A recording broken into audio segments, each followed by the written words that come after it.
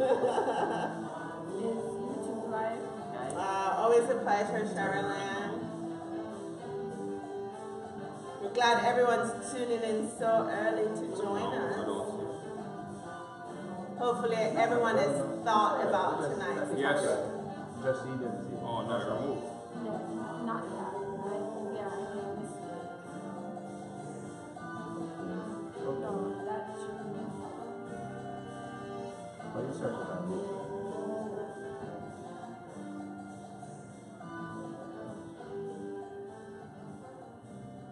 Oh, Deborah, you're boarding a flight and tuning in on the Caribbean Edge. Awesome, thank you. Deborah Kerr, she says hi there, Deborah. watching until it's gone Okay, to yes. board a flight. Hi Gary, welcome to another episode of the Caribbean Edge as everyone's logging in. Okay, alright, what time is it? 8. Alright, do you want to turn that on? Are we, what time is it? It is 8. Oh, it's 8 p.m. sharp. I just love it because this team is always on time, and so is our audience. Thank you for joining us tonight for another exciting and conversational night about a very important topic on the Caribbean Edge, which is, you know, what really matters at the end of life. What's important to each of us at the end of life? Because we'll all get there, and it's a subject or a topic that people not necessarily like to talk about, but one that really needs to be discussed, especially amongst family and friends and your children and loved ones, so that people know exactly, you know, where you stand and your wishes. So I'm going to start with the panel first. Well, introduce Introduce myself first. I'm Dawn Wilson. Welcome. Sean Spalding. Shauna Whittingham. And Keith Heron. Welcome to another episode of the Caribbean Edge. Thank you. You So- always remember. For the last 2 episodes, Sean and I just want to dive into these exciting conversations. Yeah. Dive in, the water is Dive fine. in. So I'll pose a question to the panel, and audience, please chime in and let us know as we go along what's important to you as well. So who wants to talk about what's important to them on our panel? Huh? Keith. Yes. What's that? What's important? What really matters to Keith? Friends and family. Next. When you T-Mobile friends and family. You're in good hands. Is that something else? Am I hitting all type of coin phrases here? So like the Ford Company. No, I think that is mainly it. If I were to think of it deeply, I'm sure I'd come up with a lot of other things, but the first thing that comes to mind is of course my friends and my family. Not necessarily not other families and friends, but people closest to me. Probably some family and then friends and then family again, right? Well, sometimes you have to give it thought. In some families, you might reach. You spend more time with a lot of with friends, especially growing up when you're younger. You find yourself with the friends more. So I think in the younger generation, mommy and daddy and my brother and sister are always demanding stuff of you, and friends don't demand that much. At that time, you would think that is important to you, but as you grow older, you find out that the bloodline is extremely important when it comes down to you knowing who you are, your roots, and so forth. That's why now everybody is trying to find out where to come from, the lineage, all that, even without care of what it brings along with it. They're finding the importance. That is more important than anything else. So they'll spend a lot of money to get that done. So you can see where family and bloodline and your roots are very important. My roots are from Africa. They stole me from Africa. Pretty sure I know where I come from. But anyway, for me, it is an interesting topic that we're talking about tonight because it's something I've been asking myself of late. I think the older you get and you start to think about your mortality,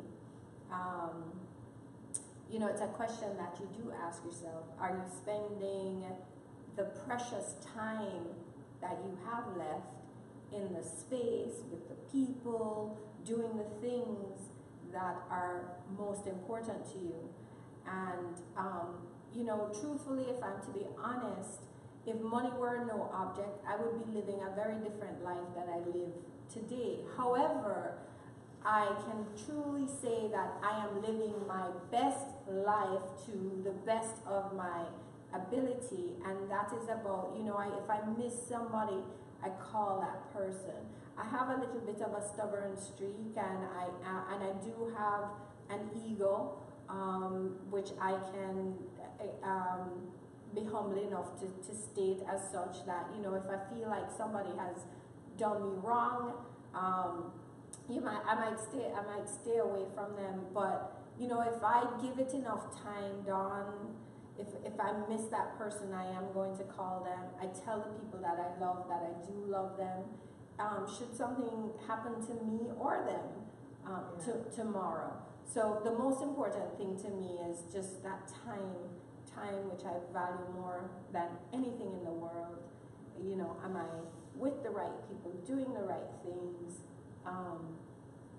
in the right space? I absolutely understand and agree. Sean? My meaning, I guess is what you're looking for, my meaning of life without any kind of ethereal kind of attachment to it is more like a sliding scale for me. The sliding scale that go from hedonist to curious. You know, I vacillate between the two ends of the spectrum. So it's really dynamic for me. It all depends on what time, you know, what period of my life, or what time of the day, what's important at that, you know. Yeah. So if we're really looking at it like that, it changes. Yeah. You know, I try not to put a blanket cover on what really means, what life means to me above all, because at some point I think if you do that, it allows for a certain separation from other people. You know, so this is the meaning. So if other people don't align with that meaning, then that, you know, it kind of, well, that's not important to you, so I need to stay over. You know what I mean? Yeah. So it really depends where I am. Family, as Keith said, family and friends is important.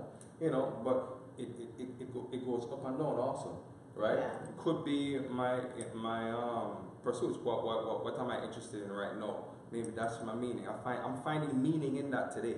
You know what I mean? So it really does change. I don't hold any kind of view that this is the meaning of life. I mean, that's too much hubris. I don't. It is. It's really broad. For me personally, it boils down to, I echo what everyone has said, which is, you know, your family, your friends, your children. I think Shauna mentioned this as well. Living the best version of myself.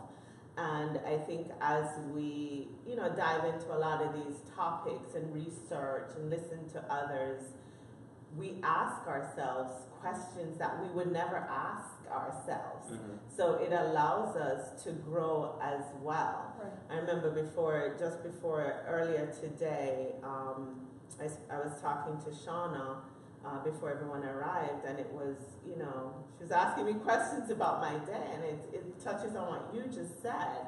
You know, it's like each day differs. It's really different as far as what's important to me, but that constant growth and looking at my life and saying, apart from the family and friends, which is very obvious for all of us, what is it personally for me? Am I giving back enough of myself? Yeah.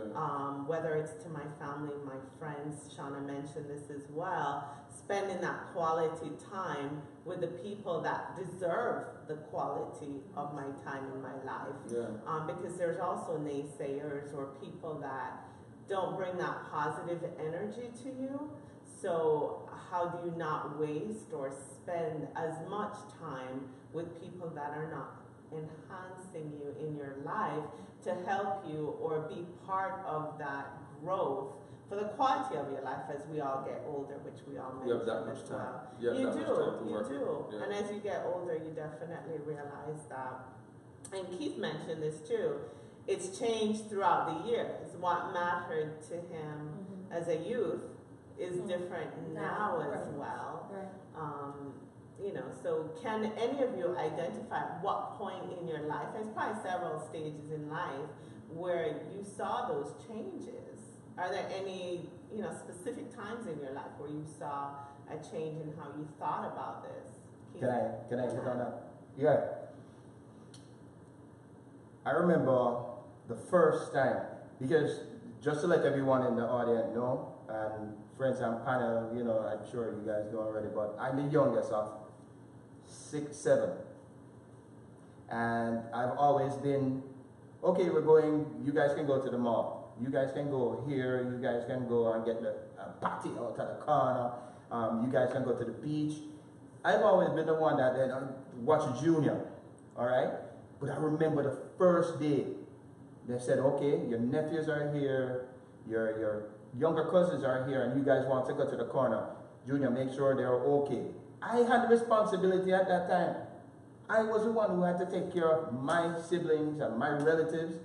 And also another point is when you have the first nephew, niece, your first child, when this is in your life, you say to yourself, okay, now some of the things that I'm doing, all these wheeling on I-95 and standing up on a motorcycle, racing and all that. Are you that Memorial Day? Are you that team? No wheels of business for me. But you know, some of the risks you used to take, you say, well, somebody else is depending on me now. Yes.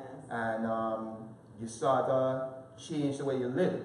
So the first time is when I got the responsibility to take everybody to the corner, and I was responsible. The second one that really ramps it up is when you have a younger sibling, a niece, a nephew, or your own child that's born. Yeah. You say, okay, now let me start building these walls around my village a little bit stronger, higher, and you start taking more responsibility. Everything that you're doing, you know you're here not just for yourself, but for someone else. Absolutely. Yeah, and we were talking about this last night. I think the epiphany for me is similarly, you know, my sisters had children before I had children, and so, you know, when I would drive my nieces or nephews anywhere, you know, you're just a more conscious human being. You know, you have another life that you're responsible for.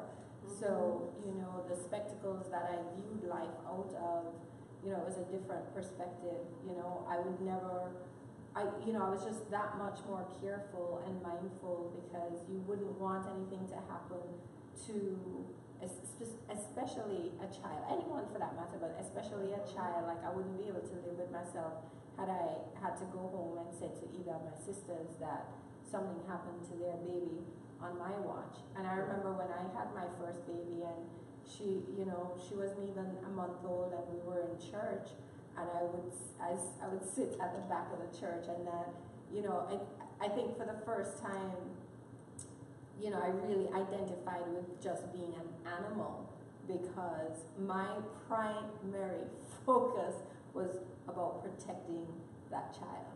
So it was just a different perspective on life. Things that used to matter didn't matter anymore, and things that didn't occur to me before, all of a sudden the light bulb went off. You know, it's hard for me to explain becoming a parent to a person. All the closest I can get is like you pass through this passage, and until you pass through that passage to see it, feel it, smell it, touch it, like I feel like there are no words to justify articulating finding that unconditional love, and for me that's truly like the turning point of when things changed a great deal, as well as a newfound respect for my parents, my own parents. Yeah, I remember watching a video actually of Shauna with her daughters, just wishing them to have a wonderful day and what was important for the day. And it's like certain reminders from your friends or something you may watch reminds you of what's important, and reaching out to your own kids. Like my daughter's in New York, So that day, it was like, oh my God, I need to reach out to her even though Yes. she's out of state. That's why I post on social So media. just motivation Yes. of each other. So definitely those are the moments that matter, right? It's like if something happens to me in Florida or something happens, to her, what was my last message? What was my daily message to my child that day? So I try to make that time up because that's really what matters. She's not here, and a lot of parents from our viewers, their kids are off in college. So, those things matter as well. So Sean, any changes, any stages in your life where you saw those significant changes? No, there wasn't any. There's no pivotal moment. The relationship you have with your girls, it's very inspiring. I love to see it. When you talk about the videos, it's really cool to see you guys. But so to echo what you said, when you start having kids, because I have kids of my own, that changes it kind of focuses your purpose. We all have kids, so that really it almost gives you a tunnel vision, but from a positive aspect. But if I had to say really what changed my whole view of things, I grew up in a very very close knit family, very religious family and reverent and whatnot. And I think what changed with me when I started looking at things differently, I would have to say, is when politics, because I love politics, and I started paying more attention. When you're young, you don't pay much attention. I started really paying attention to, and funny how politics works is that if you're not careful, you start to segment yourself and you segment other people, and you start to, then that leads into you start casting judgment. And then you start, if you have a curious mind, you start looking at yourself and saying, why am I doing that? You know what I mean? So I started wondering, where is that coming from? So I started looking at things differently. I started reserving judgment and questioning why I have these kinds of views on certain things.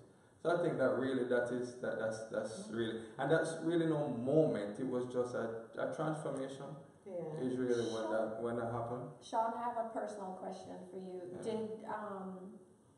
You want me to look at the camera? No, but when you went through a life-changing experience, we don't have to get into any details, but did that, by any chance, change any perspective on life? It did. It made me, like I said, I was brought up in a certain way. I was with as far as family and faith and whatnot. And it made me look at these things, but it made me investigate more. It made me more curious. So that, then he started to dig and he started to question things, and that really opened up a whole new almost dimension to life. The way I look at people, the way I look at things, my appreciation for people, and my how I interact with people. I catch myself, and then I'm saying, okay, all right, start again. You know what I mean? So that's what changed. Yeah, that was a pivotal moment. Yeah. I think for me, most people that have watched episodes from the Caribbean Edge, previous episodes, and my friends and family, they know I had a very rough childhood. So I'm constantly growing, constantly learning from that. I think my childhood has somehow formed who I am as an adult, definitely. Always trying to make the best choices, changing that circle of life for my children to make sure they don't experience the same experiences that I went through. But some of the most things that have impacted my choices is what I see around me on a day-to-day basis. A lot of people know my friend, or our friend, Paula Haas, who has cancer, who has also been on this show. And I think, watching her go through with the strength that she does go through, and we have other close friends too that, have gone through their own health scares, as you mentioned. What was that life-changing moment?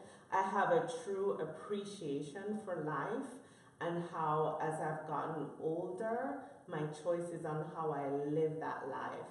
As an HR manager, the advice that I give people that take things for granted on a daily basis, I've used the inspiration of my friends as a guide or as an example of why they should appreciate the situations they're in, because sometimes we don't see the value in that. So I think just the inspiration around us every day makes me grow as an individual and makes me see what really matters in my personal life, my personal journey as well. I feel for you, Dawn, because I used to work in human resources as well, and when people would come in and bitch about this one didn't say good morning or that one have an attitude, and you know that there's somebody who just lost a child or has a dying spouse, and to put things in perspective, you kind of just sit there and think like, oh gosh, you know, like there are people with real problems, in real pain out there.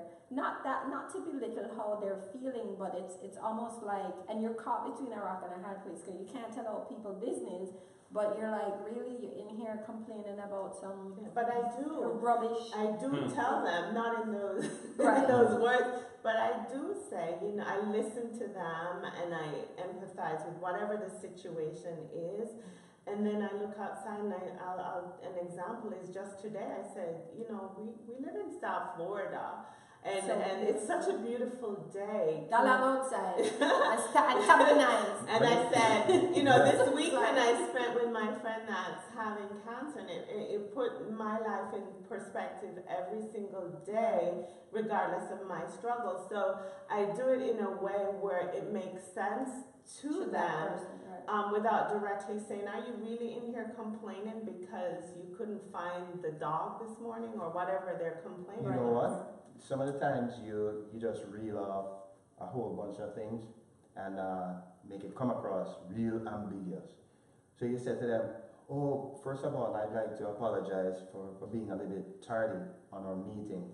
But I had to deal with I had a friend who really needed me that has cancer, and then I had to bury my dog, and then my fish died, and I had to take that. And then you tell them all that you did and say, but what is it that you have to say? And they're like, yeah, I'm sorry to call back another day. So, but I'm sorry to be late, so what is it now that you were saying? You said, never mind. Show it to me. Hopefully that you turn the tables and now they're offering help and put in perspective that what they're talking about is so trivial. Sorry. No, if I can carry that a little further, you're talking about right now, you know, if as far as worrying about or living in right now, I think that has a lot to do with, you know, how what we take as precious in our life. Because I think if you ask a lot of people, including myself, you know, there's a point in time where you say, you know, I really want to leave a legacy.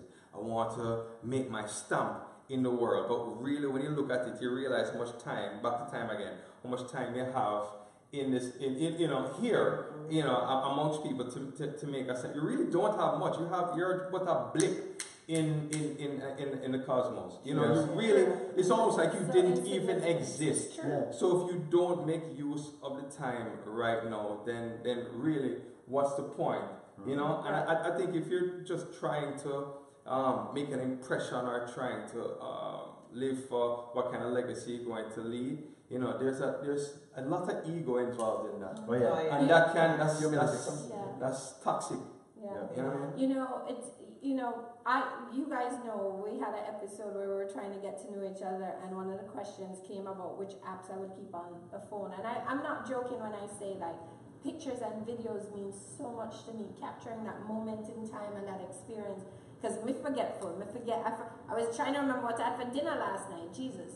So, but when I look back at pictures and videos, and it brings me back to that moment in time. You know, I get a lot of flack from people who will look and criticize even like the amount of social media interaction that I have, right? They have a problem with it. But if it inspires one person, just one person, like it inspires you, then, you know, like, shit that I post and do is all, it's all for me to look back on. But if it inspires other people, you know, like I'm not going to be out there putting negative crap and depressing things. It's usually either something funny or something uplifting. But it's your page to do whatever. No, I know, you but want people to. judge. People, I don't care. But I kind of just thought about how important pictures and videos and Those the recording memories. of the Caribbean Edge is, because when we are gone, That was a cool Yeah. segment. I saw what you did there. I saw what you did there. Your kids will look back at this and say, oh, that's part of my mom, that's part of my dad, that's our Right. history. Exactly. So let's see what our audience is saying. Yes. David Muir tuned in. Thank Hey, you so David. much. Yes, big up my brethren. Alicia, thanks for joining. Hi, Alicia. Porter. Thanks for joining us. oh, I missed the name. Porter, Oh, Porter. he's in. No, Lisa's complimenting on our production. She's impressed. Thank you. So, audience, get involved. What really matters to you. Hi, Rosie. Tell us what matters to you at the end of life.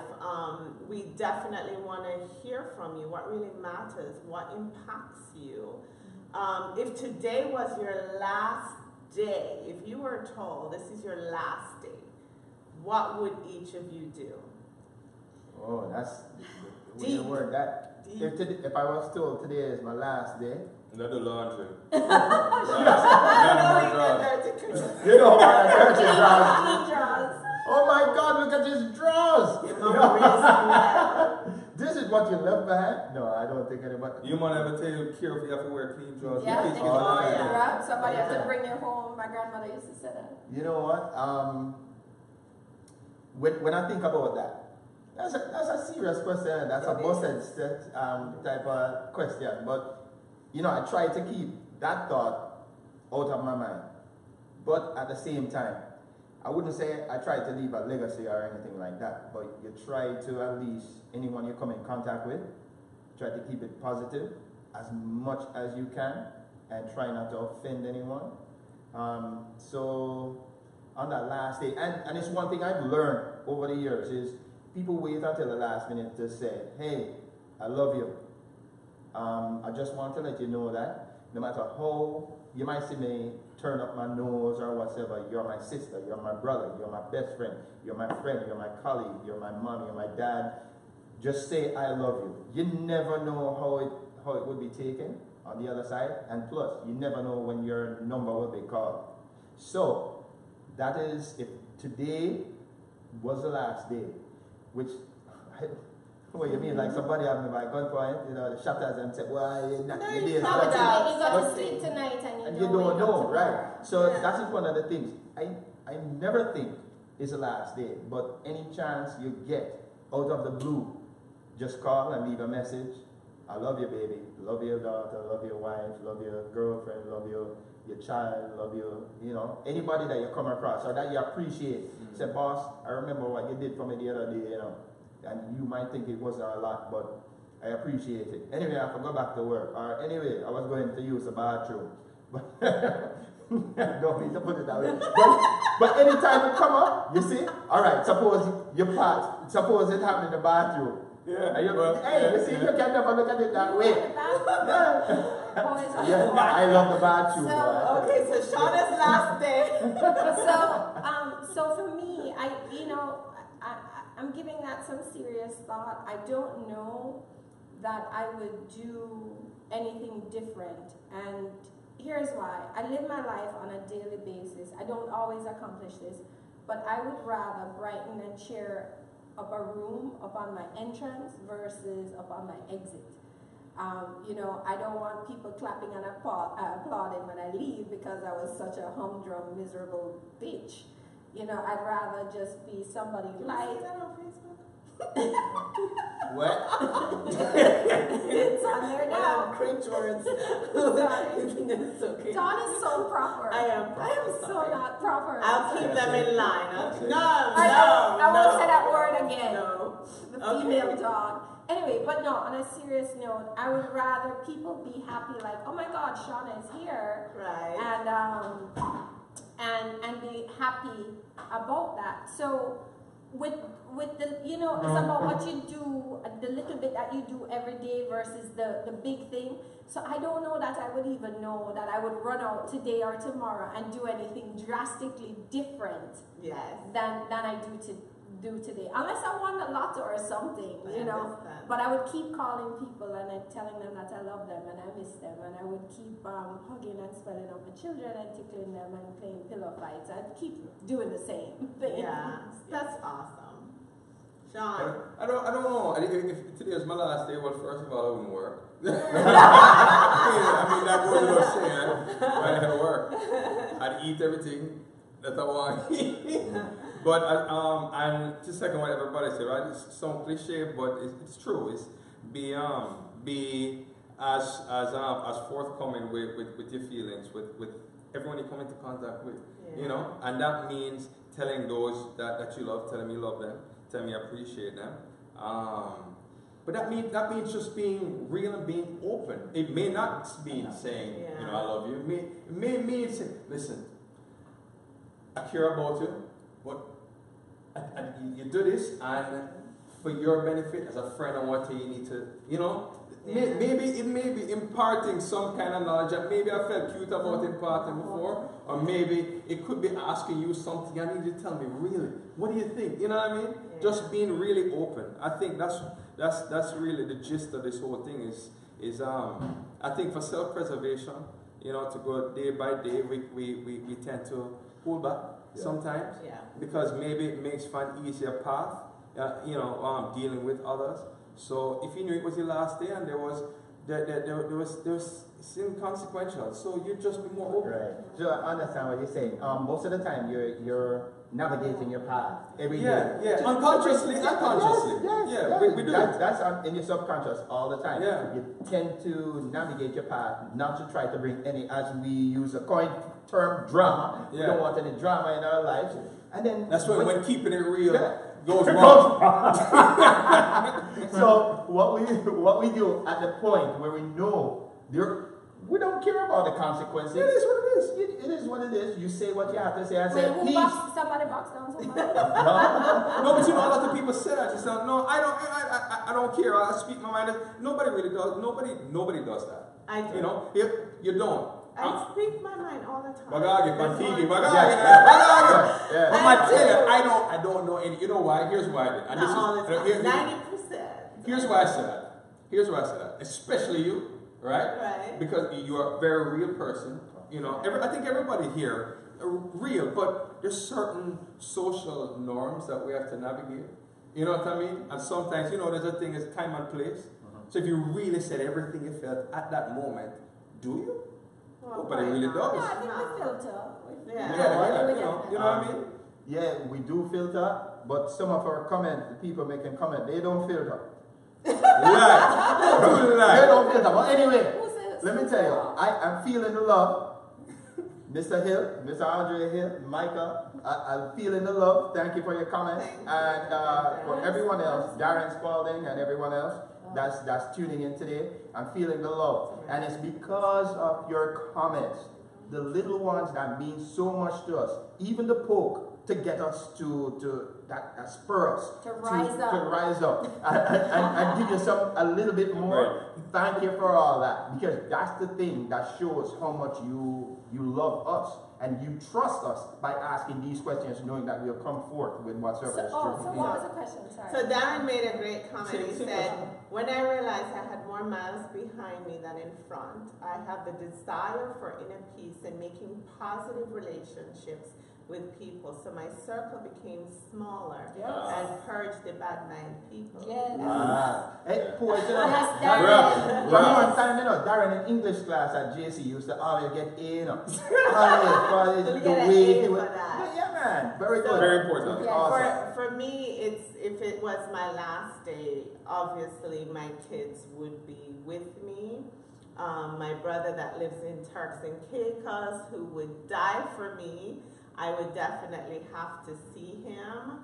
I would, I'm kind of like most people on the panel, especially what Shauna expressed is, I live my life out loud every single day. I tell the friends that I love them at the end of conversations.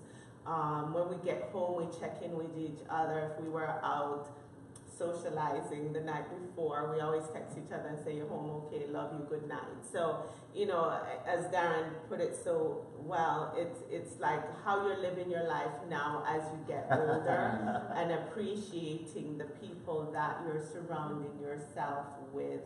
And it's not kumbaya, we have challenges. Yeah. We forgive each other and we realize what's important to us. We do have a special guest that we'll introduce shortly that is joining the show as well. I have a feeling that I know our special guest, if it were his last day, the message that he would have for everyone. Put that. So we do have a special guest, Mr. Marlon Hill. And he can probably, you know, think about it. Hello, thank you for joining the Caribbean Edge. My brother, how you doing? Don't move, go, right? You think that's what I would say?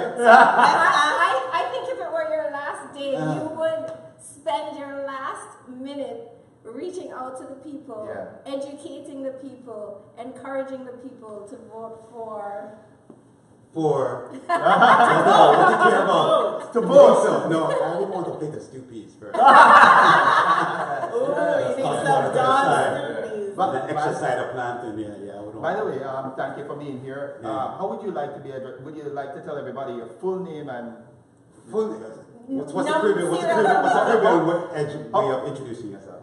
just her first Ball it name. any way you Any way want. you want. Family, we're on the It's your couch night. here. We're just having a good time. Easy. Some drinks. So, Marlon Hill, born in Jamaica, came here when I was 14. Grew up in Miami. Went to school at. You don't have to tell us the university because your brother's going to get some lickings this week. Florida State University. In Jamaica, I went to school at St. George's College, Jesuit High School. Married to Carla. Woo, big up Carla. I heard Big she's fan. awesome. Yes. She's awesome. She's wanted to be here, but we were in 2 different directions today. So celebrating 20 years there. Oh, congratulations. Wow. Nice. Thank you very much. That's about it. All right. Well, welcome to the Caribbean Edge. We're honored to have you. Who doesn't want to be on the edge? I don't know. Dawn. People are knocking on the door, so definitely we're Take keeping it the away. doors open. And married 20 years, I think you have this meaning of life thing down pat. I know. You know, you really have to. Life is about moments, right? You know, and you never know exactly what's going to happen in any relationship. So you have to kind of live it fully, right? You know, so what would I do at the end? Right in the last couple of months, you are right, Shauna. I would be talking about voting and why it's so important to just life in general. But I do think that there are other things that we all care about, and sometimes the virtual life that's maybe the topic that I'm talking about in the last couple of months, which is voting and participating. But I care about other things as well. But that's the mission for the next 7 days. Right. Thank you for bringing me on. It was nice to get a visa to come to Broward County and to come up to Westmoreland. People can go on by. You guys don't come and visit us. No, because it's like It's like what? The traffic. Okay, wait. What's that movie where the girl have to fend for the What's that movie where you risk your life when you go? Hunger Games. Hunger Games. It's like working Hunger Games. How about this? You can take Caribbean Edge on the road and you come down to different parts of where the We'll come We visit. plan to do that. We'll venture out to Dade County. So tell us, Marlon, and the viewers, why, what's your message to all of us about voting? Because we did an episode on it. So what's your point of view for someone that's so deeply involved in the community? So, for me, voting is almost like drinking water, right? You need it to be part of the process, right? So we have come here as immigrants, depending on the year that you came here. Some of us came here when we were in school. Some of us came with family members when we were younger. Some of us came under duress, right? Leaving or the country that we're from because of some political upheaval, right? So we all come to the United States, right? So there are 3 main chapters that we go through: acclimation, getting settled, assimilation, and then integration, right?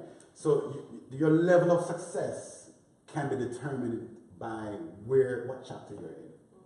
If you're stuck in acclimation, or if you're fully integrated, right? Your kids are in school, you own a home, you own a business, you have access to good health care, you have a good circle of friends, you feel like you're where you live right now in Tamarack or somewhere in Broward County, right? So are you involved in what's happening in the city, right? That is going on. Those are the things that is integration. So voting is your currency as to how you spend in being involved, right? Are elected officials accountable to you? So I see that our people, whether Jamaican, Trinidad, Bajan, Bahamian, we are going through the different chapters and getting settled, right? Because it's only a span of maybe 25 to 30 years if you look at most Caribbean people, right? You came here what year? What was your activity? 87. Yeah. No, I came in early 80. Early 80. And Keith? 84. 84, 85, right? So we all came here probably in our teens, and you have our parents and our aunties and our grandparents. We're going through the other chapters. So when we first came as kids, and you went to school for the first time, did they make fun of you? Did they? Them mark on my paper talk about me because I spelled differently. Correct. Right. So how the level of the accent that you have, what you wear, Banana boat. Banana boat. You stand up to address the teacher and they tease you. Yeah, That's the acclimation process, right? But some of our kids now and our nieces and nephews, they are now American. Yeah. Right. So they have a different immigrant family experience, right? So voting is very important for us because now the community is significant, right? Especially here in Broward County or here in South Florida. And in order for us to have an impact, we have to stand up and be counted, right? So I believe that most people don't vote because they just don't have the information. Don't have the information to make conscious, informed decisions. Really? You think that's the reason? One of the reasons. Right. One of the reasons. Some people it may be apathy. Some people. I would venture. I guess that's the thing. Is apathy. Apathy about what? Just they feel that their vote does not count. I mean, I can't tell you how many conversations I've had with people that they are reasonably informed, but they don't believe in the voting process. How can you be apathetic and believe that your vote don't count if you didn't vote? Well, here's the thing. Or if they voted and they didn't see any results from what they voted for. Well, and where that leads to, sometimes we'll have the conversation where the popular vote, case in point, that the last election, right? Trump didn't win the popular vote, but he was still elected. And then what happened also with an election? There was another time. There was Gore also. Right? There's many instances where you win the popular vote, but you don't get elected. But that's not a midterm election. Sean, so listen. Yeah. Gore, what election was that? What year was that? 2000, right? Yeah. How many people separated the person who won and the person who lost? 530. Yeah, it was not. You're telling me that you don't know 534 Jamaicans who could have voted? Well, that's the argument. All right, the argument. Trump, what did he win by? He won by less than 1% in Florida, which is about 60,000 people. But if they're looking at the popular vote, how many people actually voted is their argument. That's a whole other show in terms of the popular vote and the electoral. To interject here that some states it may not matter if they vote or not, but Florida, the swing state, it matters whether you. I think even more so. The margins are so. Right. President Barack Obama won in Florida. By how much you think? No, I don't know the number. 1%, sir. Oh, wow. Governor Rick Scott beat Alex Singh. He beat Charlie Crist in the last two gubernatorial elections by what percent? 1%. Wow. Okay, so you're talking about there's a gap there, right? So when you look at the current election, this election I think is going to break historic numbers in terms of a midterm election. Most people care about the presidential election, but the midterm is what? This is something that I think people need to know. Tell them how many people, especially people of color, who did not vote at all. Yeah. So you have a number of everybody outside a colored person who came out and voted in high percentage, and then you have a very low percentage because of the same thought process. Because they say it doesn't matter anyway, as well as Besides that, let's look at people who don't have a chance to vote. People who were incarcerated and come up with a felony and so forth. That's another topic, but let's just keep on the... So let's understand the numbers, Yeah. the impact. If you just look at your family alone, right, and you just call your extended family to find out who voted and who didn't vote, check out that voter turnout. Let's say you have 10 people in your extended family. Most of our families have at least 10. Aunties, godmother, grandmother, right? Yes. And if they're 18 and they're US citizens, right, they're supposed to be able to vote, right, Dawn? So what is the turnout in your family? Have you ever evaluated that? 100%. Yeah. In some families, right, you may have some apathy where you may have 50%. So it's all about the margins as to who is engaged, who's paying attention, right, and who actually has the information to go out and vote. Right? And then you also have to parse that and say, well, admitted. Ones who admit that they vote and ones who don't admit that they Because did. they're I'm shame, sorry, there right? are people I talk to on a daily basis who truly believe that their vote doesn't count. And, you know, you don't want to sound like a lunatic or pushing them in one. I don't tell people who to vote for, Just vote. but to have that legal right and don't exercise it just boggles my mind. But there are people who I talk to who they're like, I don't know, it's a different. And then there are other people who, because they don't want to pick a side, they are now registered as independent and they can't vote in my opinion, the most important part of the process, which is the midterm election. So I'm like, who cares? Just pick a side, who cares? But it's not always about a side. Exactly. It's not always about a It's side. an issue. It could be an issue, Yeah. right? You could be registered Republican and care about social issues, Yeah. right? You could be a Democrat. So the problem is that when you register to be a Democrat or you register to be a Republican, you ascribe to a certain set of values or platform issues that you care about. But there are Republicans who don't agree with everything on the Republican platform. There are Democrats who don't agree with everything on the platform. Then you have independents who are trying to pick a side. Right? And then you may even have libertarians or whatever it is, right? But the bottom line is that the ballot has so many things to care about, right? When we were college students, right, after we came here to this country, what we care about is different from what we are now in our 30s or 40s or 50s, right? Because you have kids, you own a business, you own a home. The world has changed. It evolves, right? Yeah. So even though when you look at our own families now, you look at apathy among young people, they care about different things, right? What happened down the street here in Parkland, now you have more young people engaged because it impacts them directly. Their friends got Now, killed. you made a very good point here where you were talking about what I heard, and the meat of what I'm hearing is no one is really wanting to have the talk. There's this thing that we have over our head that was don't talk about politics and religion, and that I think is wrong. And I think if we have enough respect for each other, you may have your views, Marlon. You may have your views and everyone on the panel, but it doesn't mean that we can't meet together and have a drink. And we need to have that talk because with that, the knowledge comes out and the more questions you ask, the more it's a little bit easier to get to the path of where you think you might vote. So I am very much, and this show, Caribbean Edge, is very much into having that talk about every single issue. And now I think we have until the 6th of November. So the deadlines are, so tomorrow is the last day to get a vote by mail ballot. Tomorrow is the last day where you can request a vote by mail. I like to do it that way because I am busy on election day, being an attorney, helping people to protect their right and volunteering, right? So vote by mail, very simple, complete the ballot, sign it, date it, put it in the mailbox. I can track it online like a FedEx package that they received it successfully. If there's a problem with the vote by mail, by law they're supposed to notify you. So tomorrow is the last day to get a vote by mail ballot. Early voting ends on Sunday, November the 4th. You can go to any convenient location.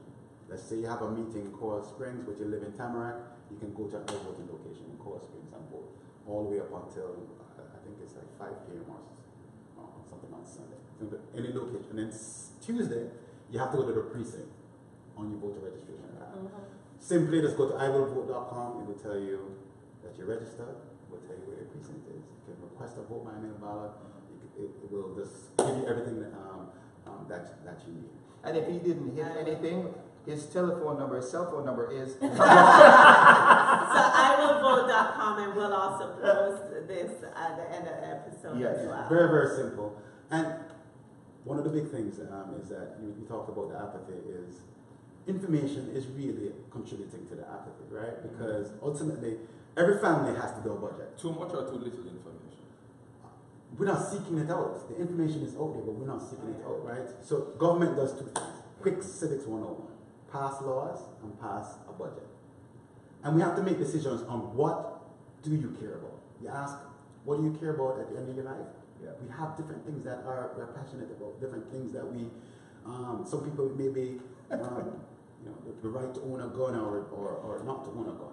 So for me, healthcare, Carla is a 2-time breast cancer survivor, pre-existing condition, kidney transplant recipient. So having access to healthcare if she's in a job, not in a job, that to me, anybody that threatens that, it matters. Of course. Some people, it could be a small business. Is the government going to raise my taxes or keep my taxes steady and keep more money in my pocket? Good for you. But at the end of the day, as a community, what are you going to spend money on? Is it public parks? Is it after-school programs? Is it more support to small businesses? Is it more money for law enforcement? Right? There's only a certain amount of money, and we have to split it up. Are we going to eat out this weekend, or are we going to run a boat? All right, you Let know me what? ask you something. After you're done, Sean, Okay. let's see if we can get some of the viewers have some questions here that we'd like Cool. to. Yeah. I want to ask you something.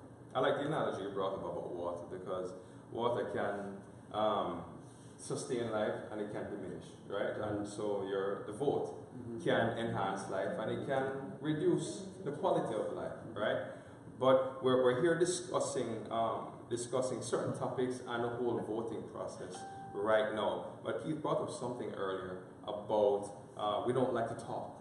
We don't talk about certain issues. How do you feel about that? That's why I asked you, is it too little or too much? Because we have a disease in this country where we pull back and we don't openly discuss certain things.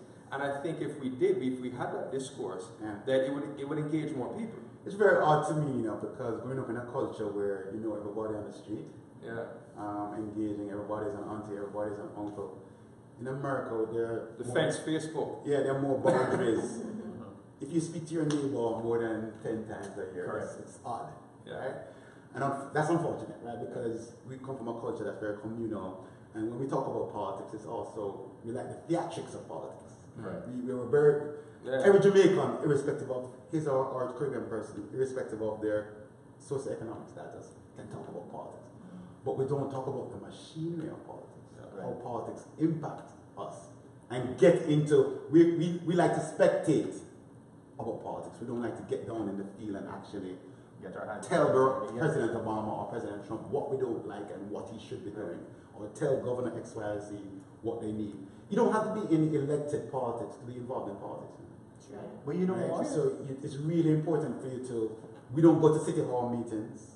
We don't call the city manager and tell them that why is it that my garbage wasn't picked up or whatever. We don't do those things. Because we get cynical.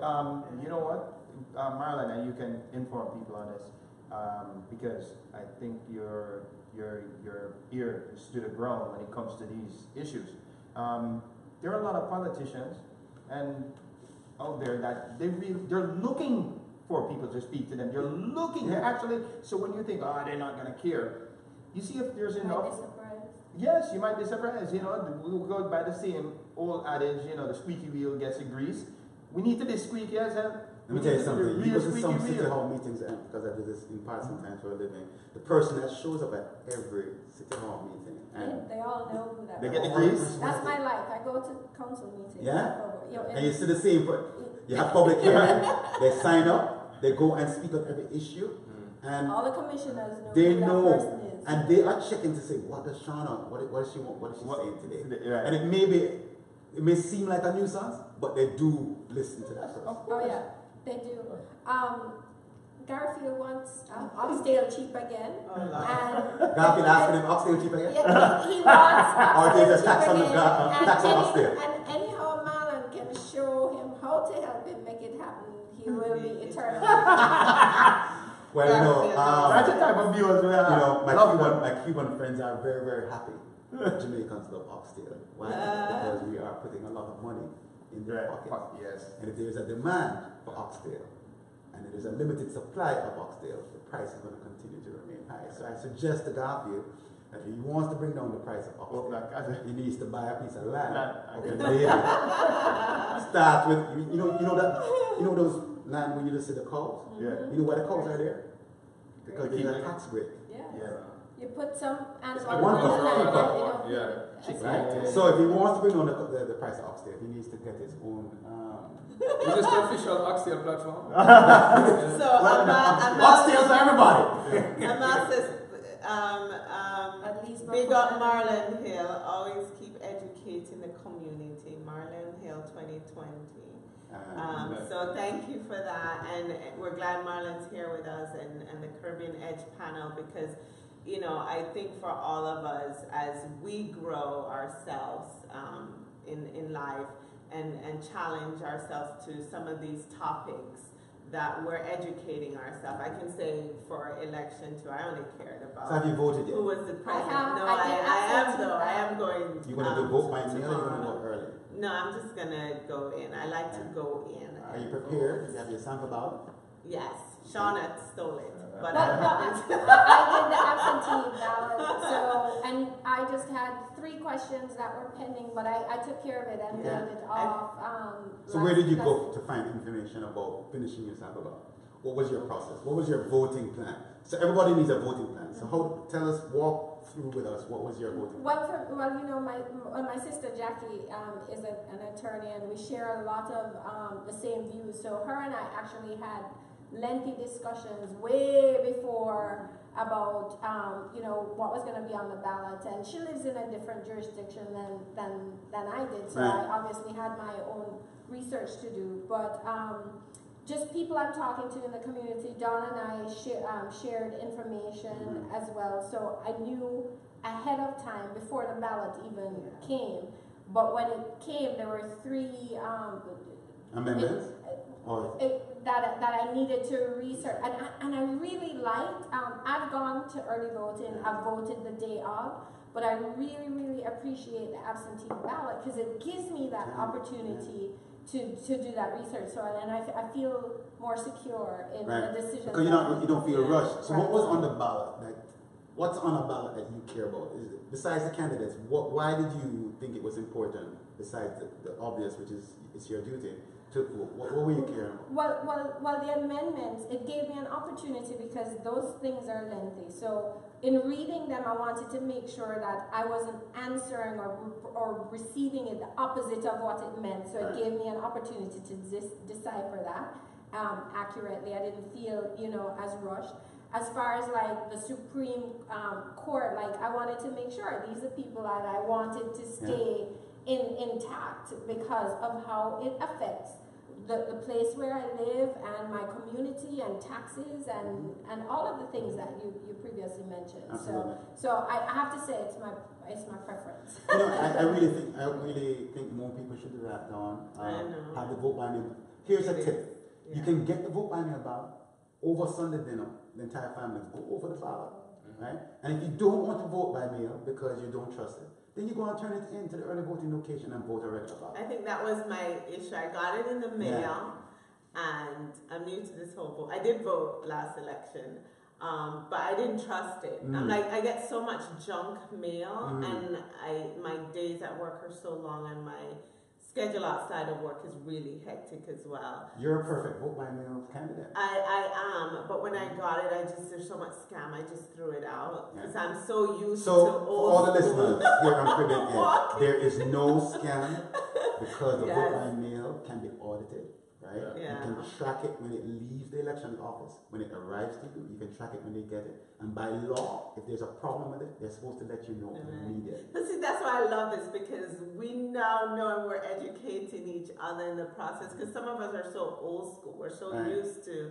a process that we're willing to standing in line. And you will see in the news right now that Republicans are leading in the vote, but that is a false narrative. Yes, Right? Because Democrats have actually increased their requests for vote by mail. But what they haven't done is turn it in. Yeah, I get a text every day about how do I let them know I sent it in. People are following up with you. I can't read Ingrid's full. Ingrid Bazin, absentee ballots also allow you to sit as a family, right? Yes. If you have children or family members, and to talk about those issues. This is what we don't do, especially for immigrant families. Thank you, Ingrid. Immigrant families of color. We don't publicly, internally discuss politics, right? And show the kids, right? So when you are 18 years old and your kid goes to college, right? So they still live in Tamarack, but they're at school at UCF or let's say FAMU.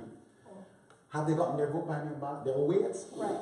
Yeah. But have they requested the vote by mail ballot? Right. And you can even have a family conference call and say, listen, the election's coming. It doesn't take long. And you just discuss issues. Listen, this judge is on the ballot. Did you know that in Miami-Dade County, that there are over 120 judges, but only 2 are black women?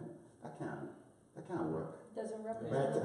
We have a population of over 29% Doesn't represent. in Miami-Dade, even Broad County, which is even higher, and you only have 2 black women on the bench. No, that can't work.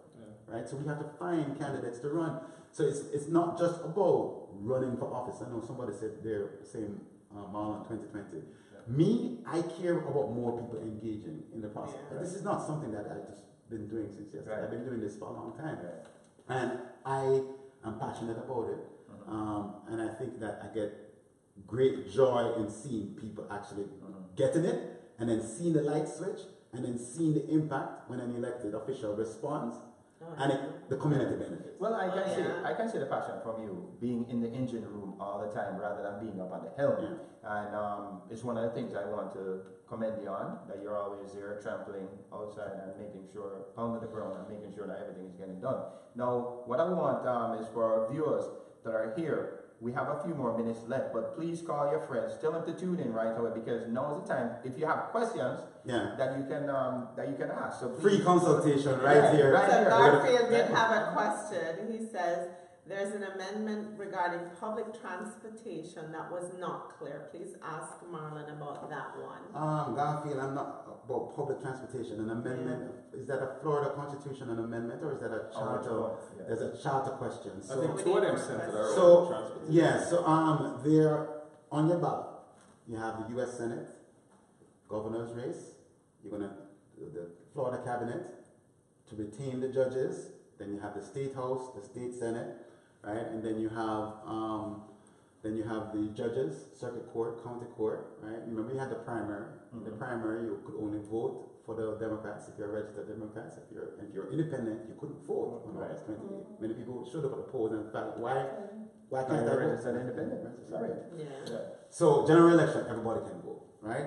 And then so you have the 12 constitutional amendments happens every 20 years, where something gets on the ballot by 3 ways. Citizen initiative, the legislature decides to put something on the ballot, or something called the Constitutional Revision Commission. It's a group of people that go around the state, they get impact, and then they're the only ones that can decide to put multiple questions. So when you look at your ballot now, right, you're going to see in the topic, if you see a semicolon in the title, it means that there's more than one question in the amendment. So if you vote yes on one part, you're voting yes on the other. Right?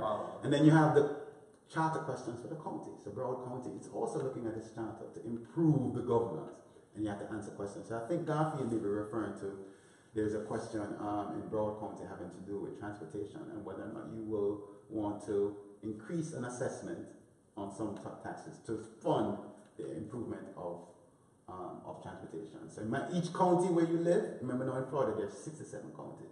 You have Miami-Dade, Broward, Palm Beach, you have Caribbean edge people in St. Lucie, you have Orlando, you have people that live in different places, right? So you have 67 counties, and then that's where you have to kind of, and then within the county, you have Tamarack, North Lauderdale, Coral Springs, and then you have Lauderdale, different things to vote on there. So the ballot gets longer, right, because of where you live, right? It's 8 pages because it has to be in 3 languages, because we have Haitians, Spanish people. And so the sample ballot is key, because it gives you time to prepare. Once you have the sample ballot, you go to iwillvote.com, you can get the sample ballot there.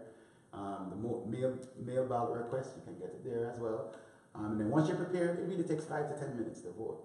I think what Trey, and what you just said, something should be said about just the act of voting, not necessarily the outcome, which is even if the official that you're backing does not get elected, suppose who you're backing doesn't win the election, there's something to be said for the fact that you voted, because if you think of the mind of a politician, what they're going to look at is how many people came out. Yeah.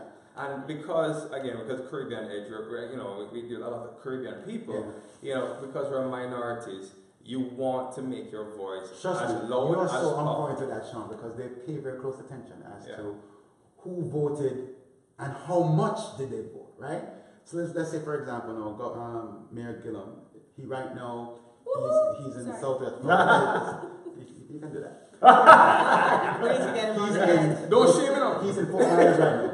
He's in Fort Myers right now, but Fort Myers voted 25% more for Trump than Secretary Clinton. Right? But he is running a campaign. He knows that more people will probably vote for him in Broward County. Yeah. But in order to increase the margin, he has to go everywhere. Right? Because in the last election, Charlie Crist, in my opinion, paid too much attention to South Florida and neglected North Florida.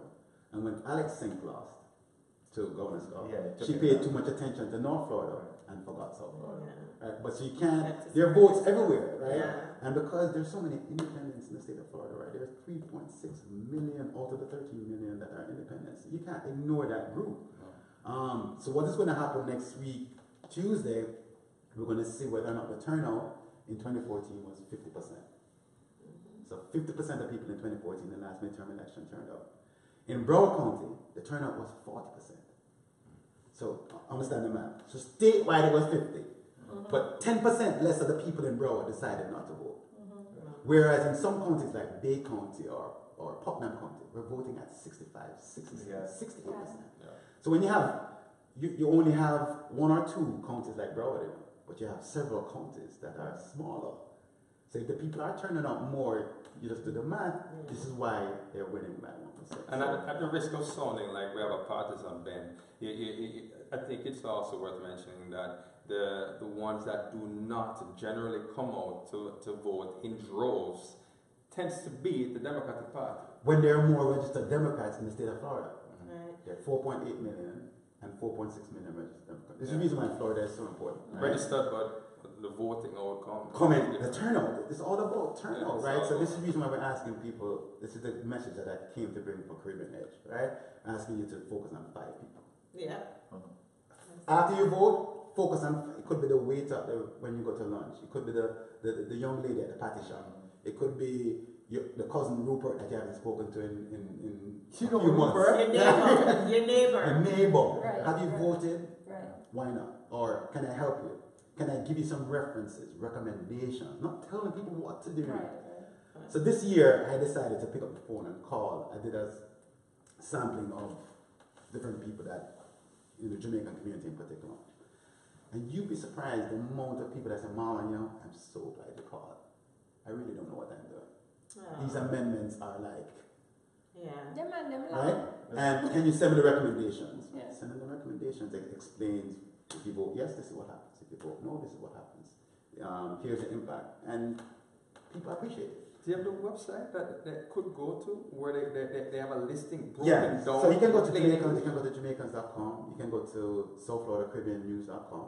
There are the recommendations there for Dade, Broward, and Palm Beach. For the amendments? For the amendments. Okay. And the references are there where you can get explanations as to objective explanations, because different people have different interests. Educate yourself. Right?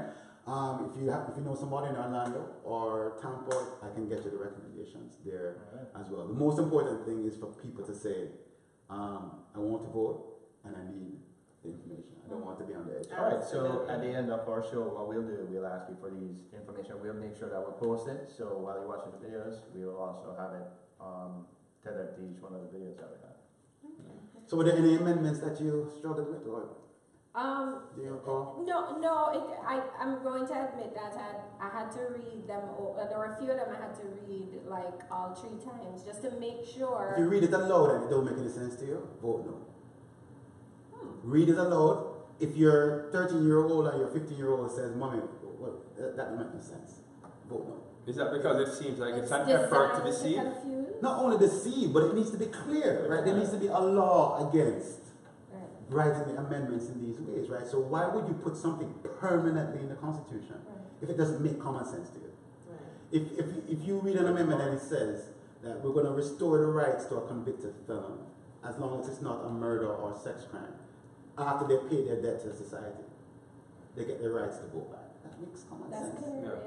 There are 1.5 million Floridians who can't vote because of that, right? So when you read the amendment and it says we're going to ban offshore gas and oil drilling in the state of Florida. In Florida, that should make sense to you, because in a state that depends on hospitality and tourism, why would you go and drill for oil and gas? Where the economy is, right? So that makes it. You read that aloud, even though it's in an amendment that also bans vaping. That's what I was going to say. It's tethered to something else also. Yeah. So that one you can maybe get away with of the multiple questions. But read it aloud with your kids, and if it really don't make any sense, vote no. But Amendment 4 for me must pass. And the only way for it to pass is if 60% of us say yes. Okay.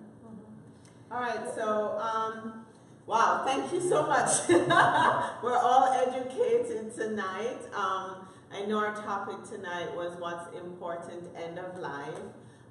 Reaching out to some friends that are in the medical field, particularly one, Tricia, so thanks for sharing with us, who works with the elderly. Some of the feedback from her was people said there's not enough, they didn't enjoy life enough, right?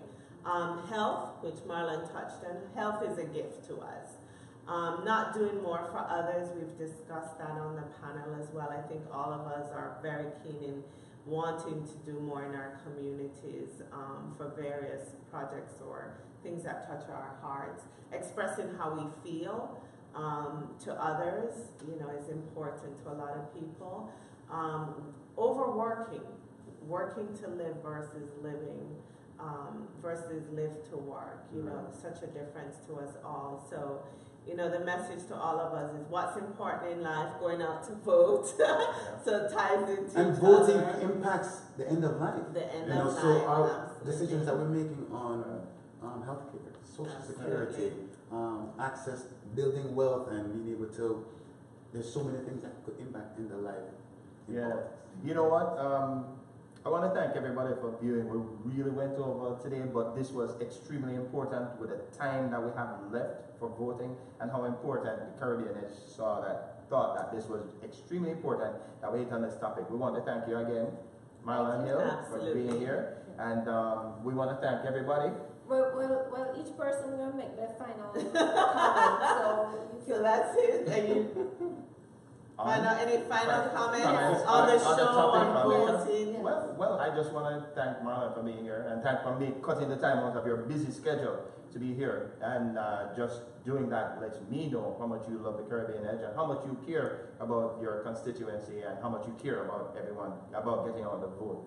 So I want to thank you personally, and I want to thank the Caribbean Edge, everybody on our panel, and all our viewers, and all the comments that came in, and that is it for now. I mean, I really love you guys. The village man always looking out for you.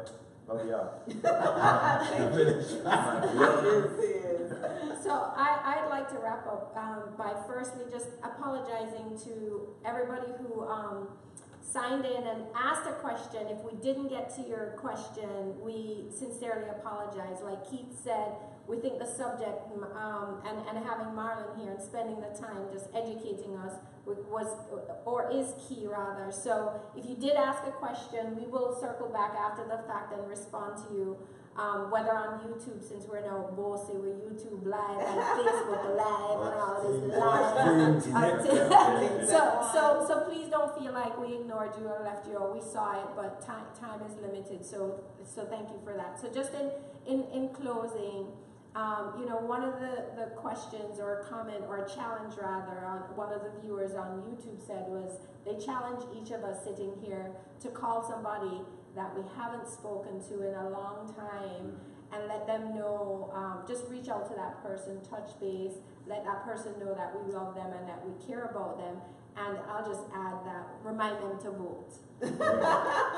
It's often said that to find purpose in life, we need to find something bigger than ourselves. And there's a tiny two topics that we're discussing today about the meaning of life, or what that means to you, and the voting experience, what we're faced with in the coming days. I think nothing really embodies finding a greater purpose than itself than that does. Voting, taking part in that process affects your life and affects those you love and those around you, period. Get active and educate yourself. Thank you. And my parting words is, one, to thank you so much for being so eloquent, for taking time out of your busy day, your time with your family to join us and help us as a community as we continue to grow. For me, the message for tonight is, my children, I love Anthony and Jade, and one day you're going to look back, all our children, and look at us and say, wow, my parents made a difference in the planet, in how we want to live our life and what's important to us. So making a better planet, a better world for all of us now, so we can live every day to its fullest, and then leave in a better place for our children, whether it's their personal lives or a better world itself. So thank you everyone for joining us tonight. And Marlon? So I get to make some closing comments. Yes, absolutely. So I think that we're in a very interesting time in our country, and getting caught up in a lot of noise and distraction.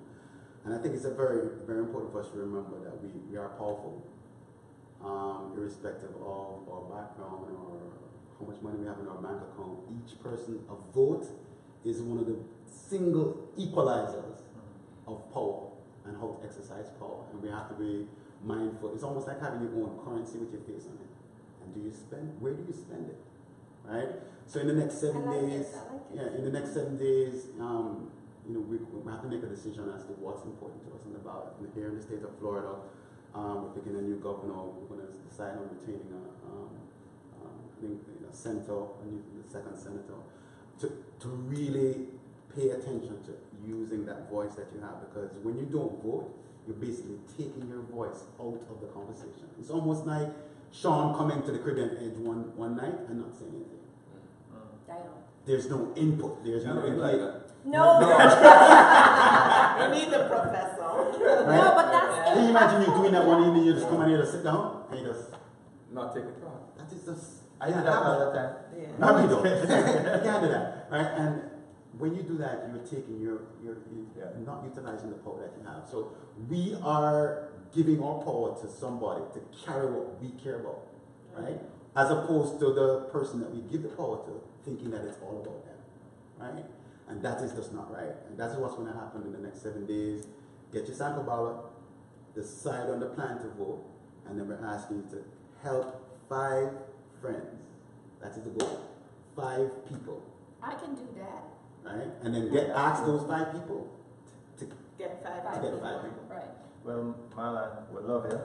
Welcome. You're now our official part. fervent. Yeah. Boy, we went talk after this. But anyway, thank you so much for being here. All the viewers, thank you so much for tuning in again. We love you.